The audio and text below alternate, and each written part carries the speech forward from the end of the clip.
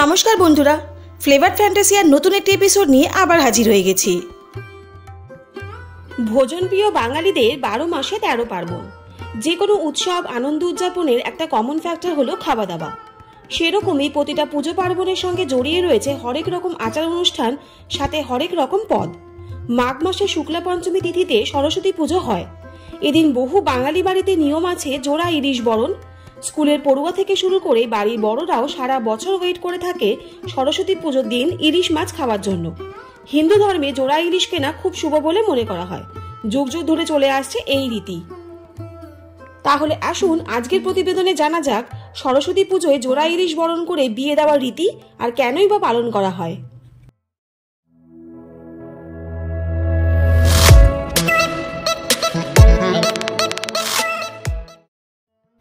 সরস্বতী পুজোর দিন জোড়া ইলিশ মাছ বরণ বাঙালদের এক অন্যতম লোকাচার। কিছু বাড়িতে আবার এদিন ইলিশ মাছের বিয়ে দেওয়ার রীতি আছে। যদিও মনে করা হয় সরস্বতী পুজোর সঙ্গে এই রীতি সরাসরি কোনো যোগ নেই, তবে একই চান্দ্রতিথিতে হয় দুই অনুষ্ঠান। বসন্ত পঞ্চমীর দিন সকালে কাঁচা হলুদ মেখে স্নান করে ইলিশ মাছ নিয়ে আসা হয় বাজার থেকে। এরপর ধান দূর্বা, তেল, সিঁদুর ও কাঁচা হলুদ সহযোগে মাছটি উলু ও শঙ্খধ্বনি দিয়ে বাড়িতে ঢুকিয়ে কুলোর ওপর সাজিয়ে রাখা হয়। কিছু পরিবারে জোড়া ইলিশ মাছ বরণের সময় 2টি গোটা বেগুন ও লাউ ডগাও রাখা হয়। অনেক পরিবারের নিয়ম 2টির জায়গায় একটি ইলিশ মাছ বরণ করা। সেখানে ইলিশের সঙ্গে নোড়া রাখা হয়, যাকে নোড়া দিয়ে জোড়া ইলশার বিয়ে বলে।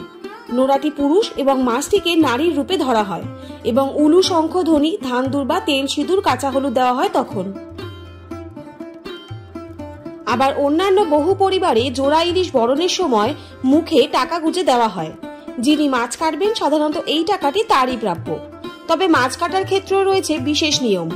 আঁশ এদিক ওদিক যাতে ছড়িয়ে না যায় সেদিকে লক্ষ্য রাখতে হয়। কলাপাতার ওপর রেখে অনেকে আঁশ ছাড়ান, পরে সেটি মুড়ে যে কোনো পরিষ্কার স্থানে তা পুঁতে দিতে হয়। জোড়া ইলিশ বরণ করার পর এই মাছ রান্নার ক্ষেত্রে রয়েছে বিশেষ রীতি। ফোড়ন এবং সমস্ত তরকারি একসঙ্গেই দিতে হয় কড়াইতে। এই রান্নায় কোনো গুঁড়ো মশলা ব্যবহার করার নিয়ম নেই। কাঁচা হলুদ এবং কাঁচা লঙ্কা ব্যবহার করে এই পদ রান্না করা হয়। বর্তমানে উৎসবের এই মেজাজ ও রীতিনীতি অনেকটা শিথিল হয়েছে কর্মব্যস্ততার জন্য। তবে শহরে কম হলেও গ্রামাঞ্চল বা শহরতলিতে এখনো এই পার্বণ ব্যাপকভাবে উদযাপিত হয়। তবে এই রীতি পশ্চিমবাংলার আদি বাসিন্দারা অর্থাৎ এদেশীয়রা পালন করেন না। এটি পূর্ববঙ্গীয়দের রীতি। শোনা যায় জোড়া ইলিশ মাছ বরণ পূর্ববঙ্গের দক্ষিণে জেলাগুলিতেই বেশি প্রচলিত হয়। তার মধ্যে বিক্রমপুর অঞ্চলে এই প্রথার উদ্ভব বলে মনে করা হয়।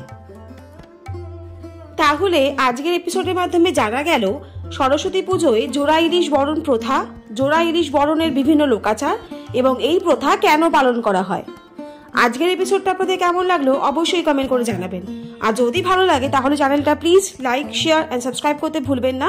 আর পাশে থাকা বেল আইকনটা অবশ্যই প্রেস করে দেবেন, যাতে এরকম ইনফরমেটিভ ভিডিও আপনাদের কাছে সবার প্রথম চলে যায়।